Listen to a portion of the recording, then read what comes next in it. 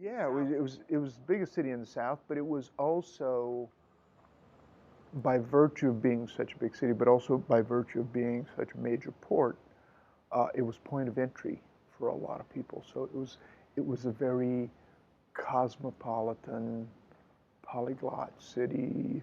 You had, I mean, what we call the French Quarter, even though it's Spanish architecture, was, in the 1930s, you heard Italian. I mean, I don't heard Italian, you heard Sicilian.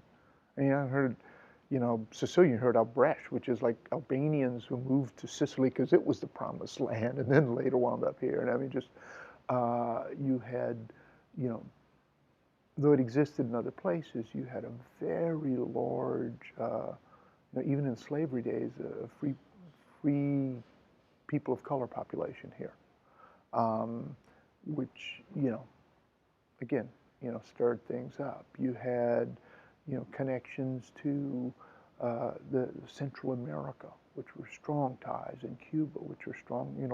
When Miami was just the end of the railroad in the swamp, um, this was the connection to those places. This was where United Fruit was born.